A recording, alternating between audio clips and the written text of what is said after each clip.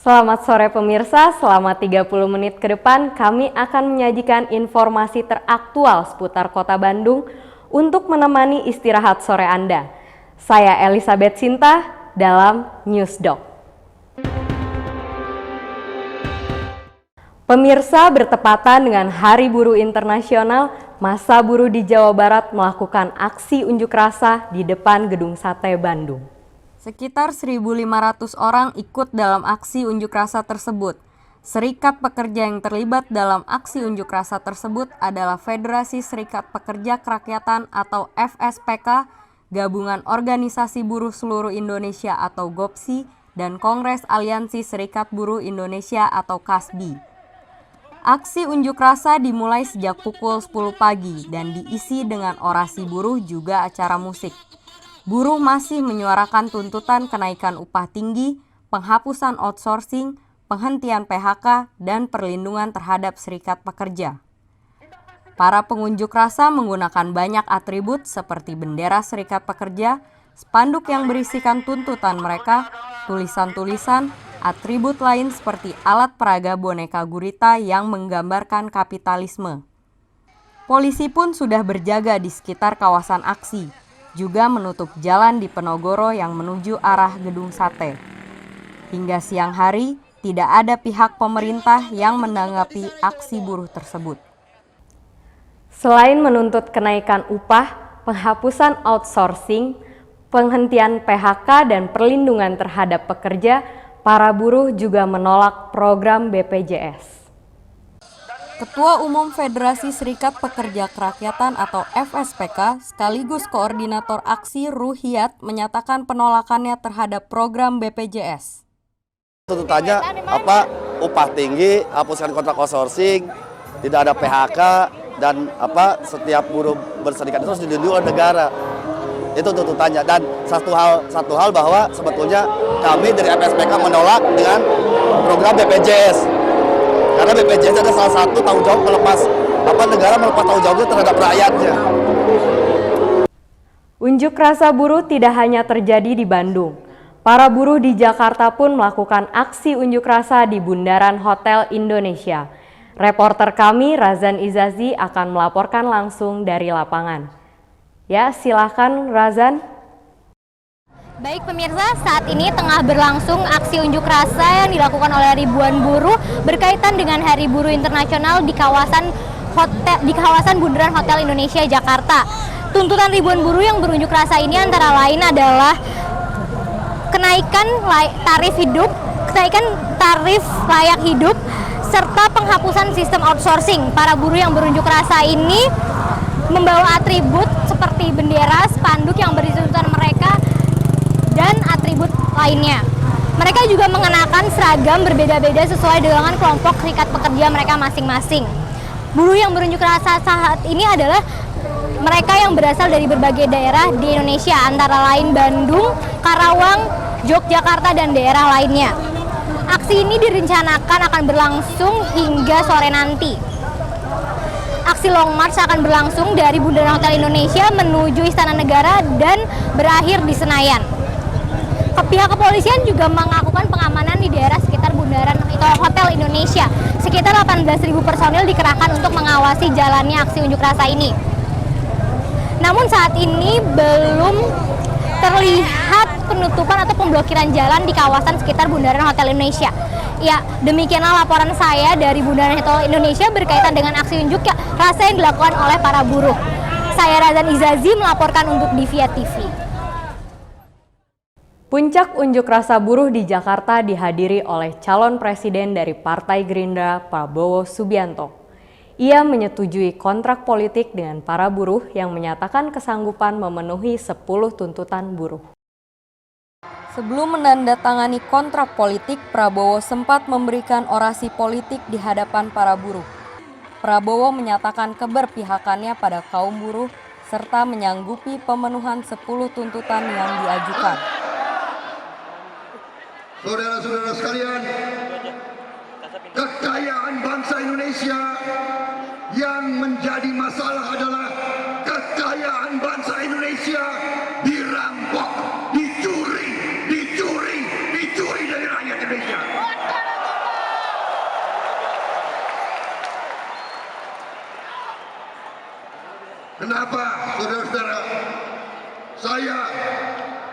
didatangi oleh pemimpin-pemimpin kalian.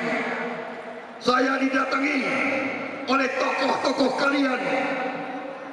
Saya didatangi mereka. Mereka minta saya terima tuntutan-tuntutan buruh. Dan saya baca dan saya lihat tuntutan-tuntutan ini adalah sah, adalah masuk akal. Ketua Umum KPSI Said Iqbal menyatakan dukungannya untuk Prabowo yang telah menandatangani kontrak 10 tuntutan dengan para buruh. Bila mana hanya Prabowo Subianto yang bersedia melakukan kontrak politik dan nanti berpidato di hadapan ratusan ribu buruh, maka bisa dipastikan Prabowo Subianto adalah calon presiden.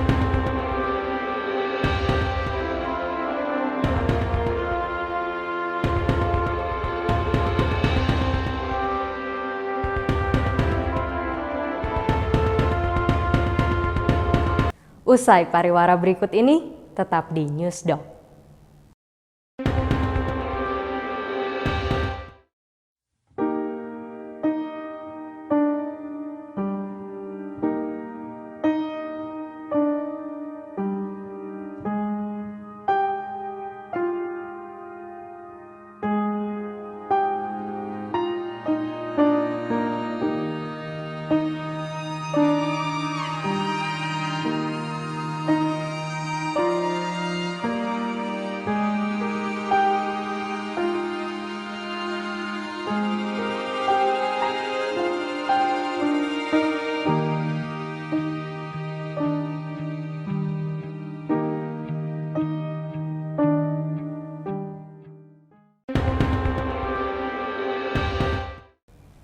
Peringatan Earth Hour di Kota Bandung pada Rabu 29 Maret 2014 dilaksanakan dengan upacara seremonial di Gedung Sate dan Balai Kota Bandung.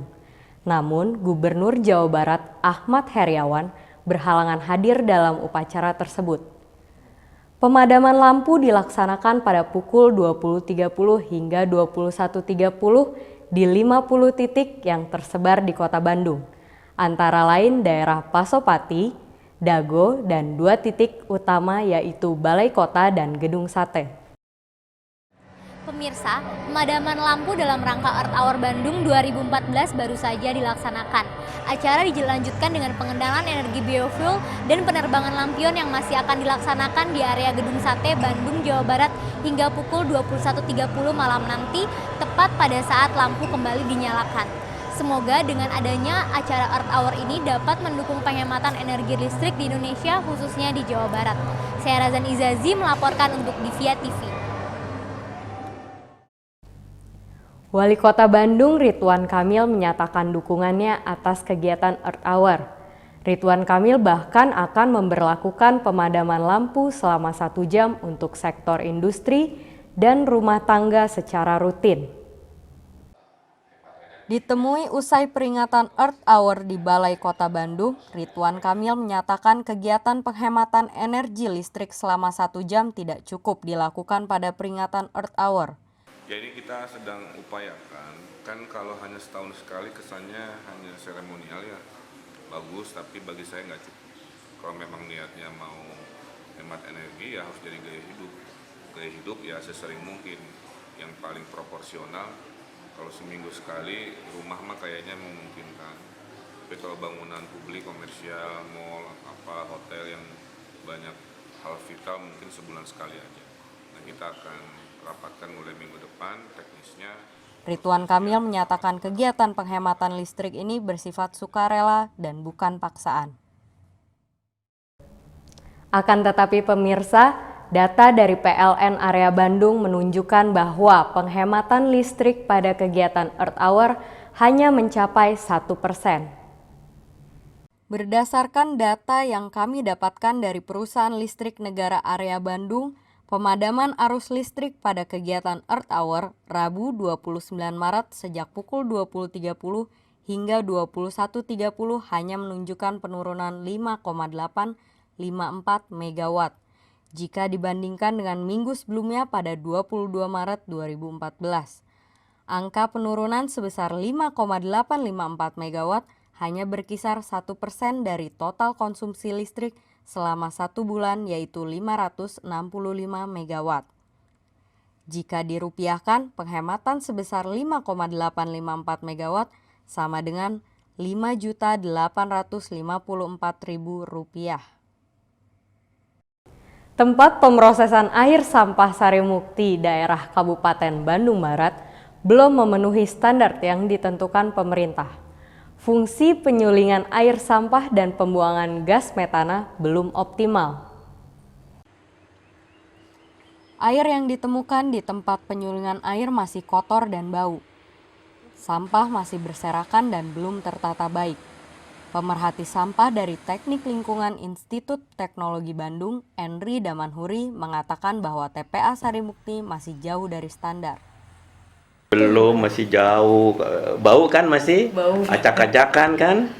Belum. Jadi standar yang benar bukan seperti itu. Tapi ya daripada sebelumnya lebih jelek lagi tuh. Jadi di sana ada fasilitas yang belum beroperasi dengan benar, ada pengolah air sampahnya itu belum beroperasi, sehingga semua pencemaran larinya ke waduk Saguling segala macam, nanti itu kan nggak berfungsi itu pengolahannya.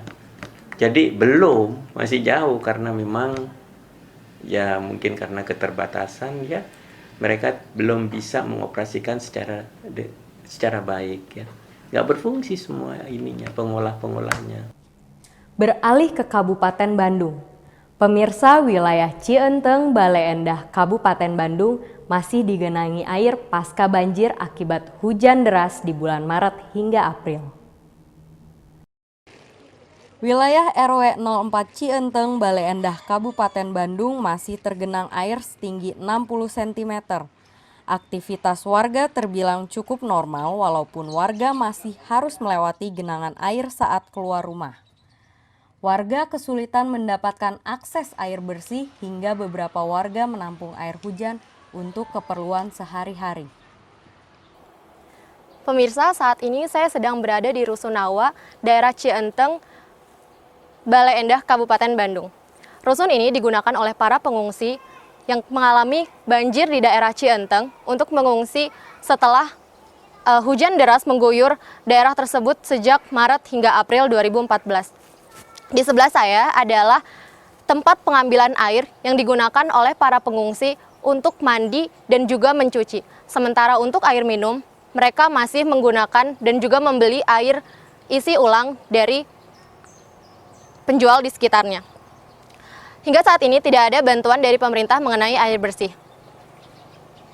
Dan air ini yang digunakan oleh para pengungsi mengandung kadar besi yang tinggi sehingga dapat membahayakan kesehatan mereka. Itu air bersih dari sumur. Ya dari sumur ya. Dari sumur sebelah mana, Bu? Sebelah sana. Sama itu kambing suka dipakai mandi kambing kan, dipakai nyuci sama enggak minum mah sama mandi gitu ya. Tapi disaring dulu atau enggak? Enggak, langsung aja. Sementara itu, di daerah Cienteng, tempat para penghuni ini berasal, ketinggian air masih mencapai 40 cm. Sementara itu, ketika hujan deras tiba, air dapat mencapai ketinggian 2 meter. Saya Lis Pratiwi, melaporkan dari Cienteng, Bale Endah, Kabupaten Bandung.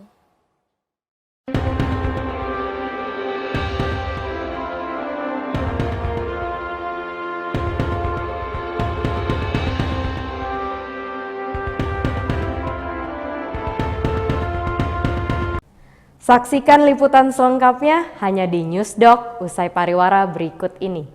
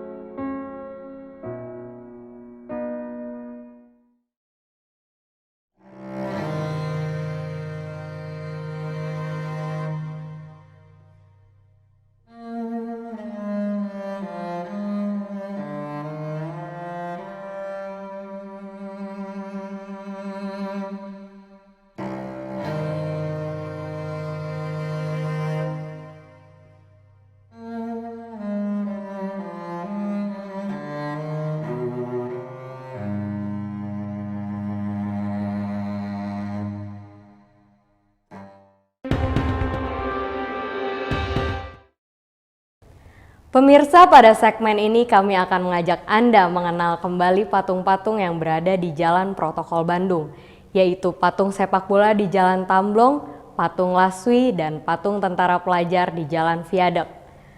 Kami juga akan mengajak Anda melihat lebih dekat tentang kebijakan angkot gratis yang diusung oleh Ridwan Kamil. Mari mengenal Bandung lebih dekat dalam Heritage Bandung. Jangan kemana-mana, tetap di Newsdoc.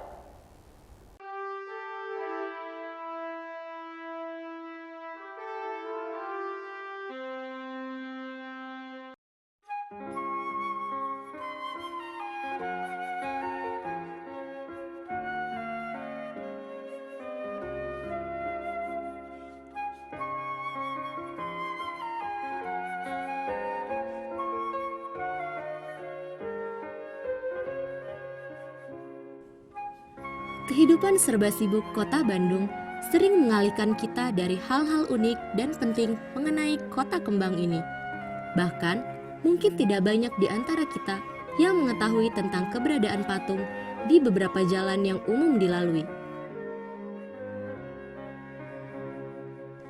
Contohnya adalah patung di Jalan Viaduk dan Jalan Kebon Jukut. Di jalan ini berdiri dua buah patung yang melambangkan perjuangan pemuda-pemudi dalam mempertahankan kemerdekaan, yaitu patung Laswi dan patung tentara pelajar.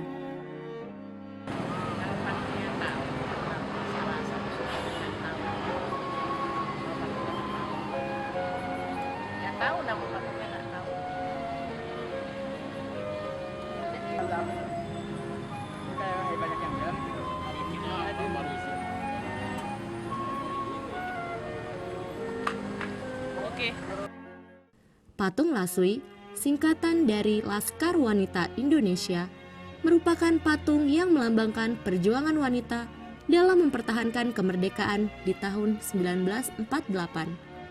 Laswi adalah satuan perempuan pejuang yang dibentuk pada 12 September 1945 dengan semboyan yang dapat berjuang bukan kaum laki-laki saja, tetapi kaum wanita pun sanggup berjuang juga.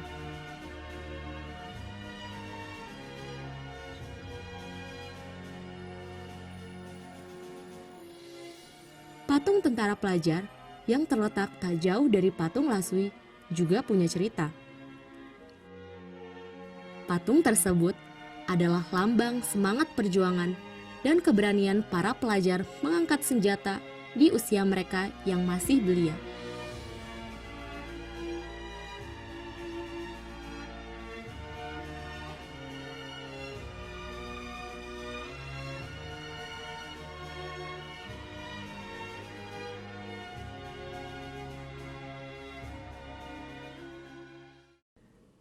Patung lain yang terletak di Jalan Lembong tampak lebih akrab bagi masyarakat kota Bandung.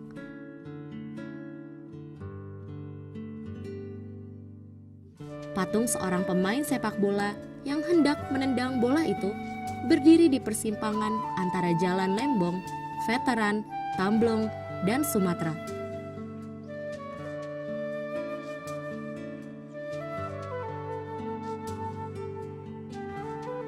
Patung ini merupakan figur dari Ajat Sudrajat, seorang pemain Persib yang menjadi ikon karena kemampuan dan prestasinya. Pada 1986, Ajat berhasil membawa Persib memenangkan Piala Presiden di Liga Perserikatan.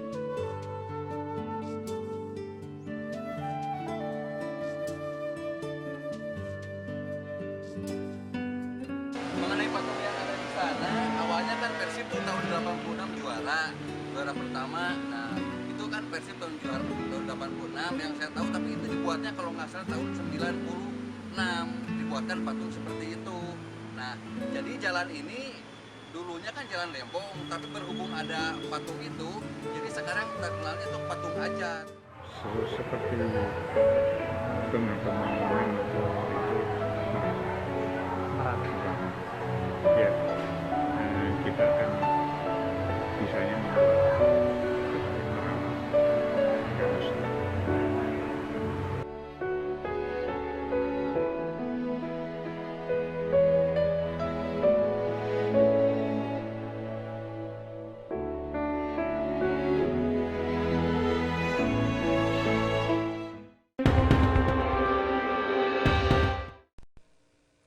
Kota Bandung kini menjadi salah satu kota yang dipadati dengan kendaraan bermotor.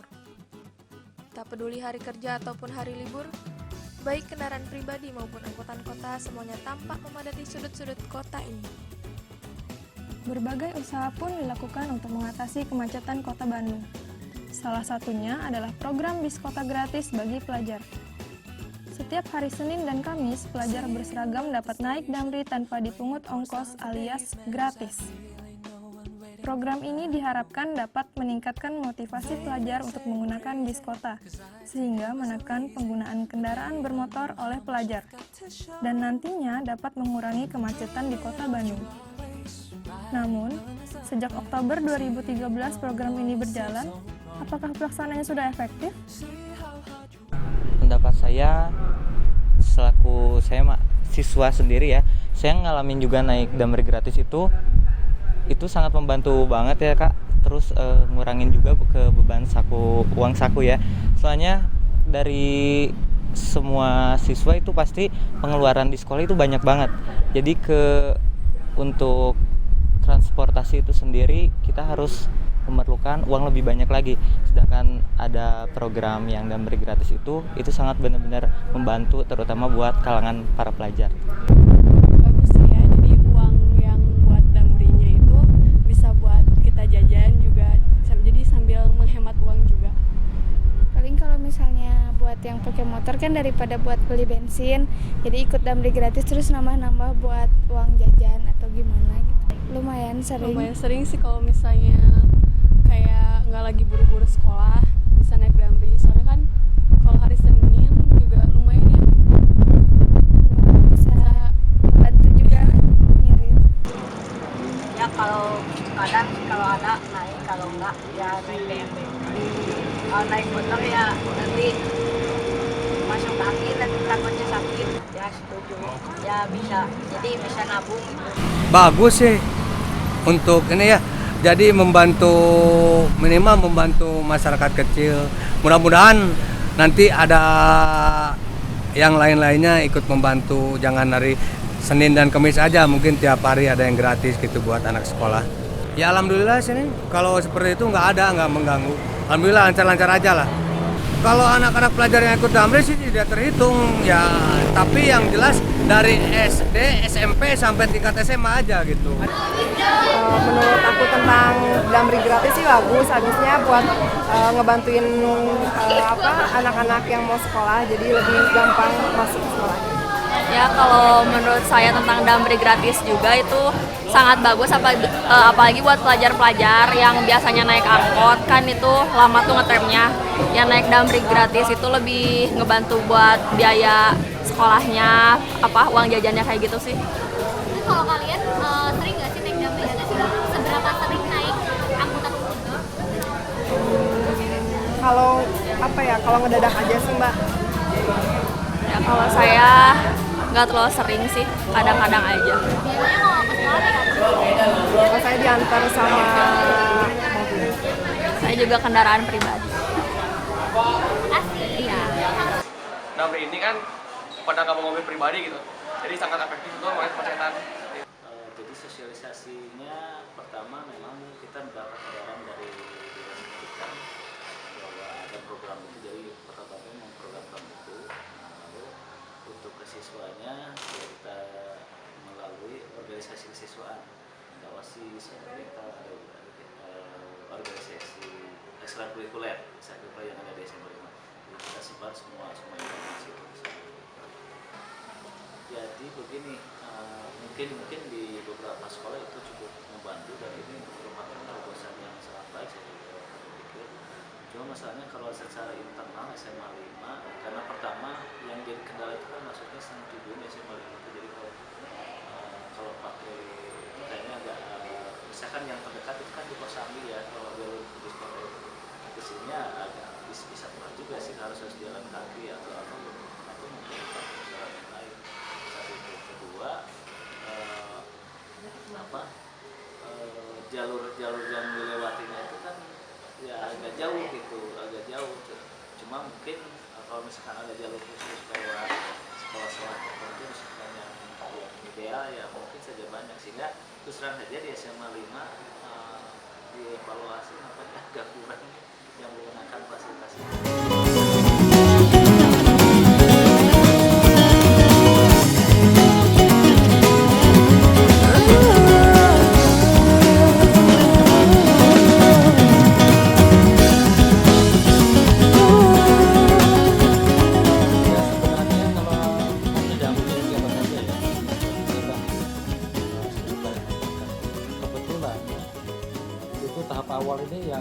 Sebenarnya awalnya itu dari Baitul Mal Muamalat sebenarnya, itu dari Oktober sampai Desember 2013 ya. Nah setelah itu dilanjutkan oleh Agung Podomoro itu dari Januari sampai dengan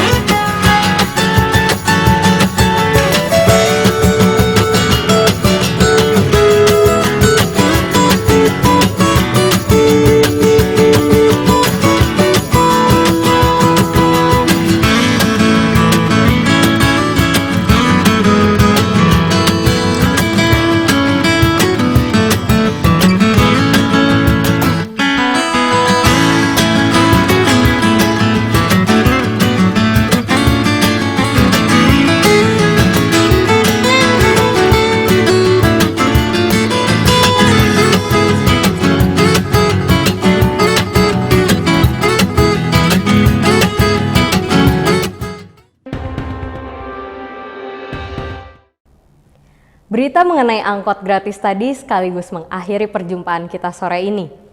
Saya Elizabeth Sinta beserta kru yang bertugas undur diri. Selamat sore dan sampai jumpa.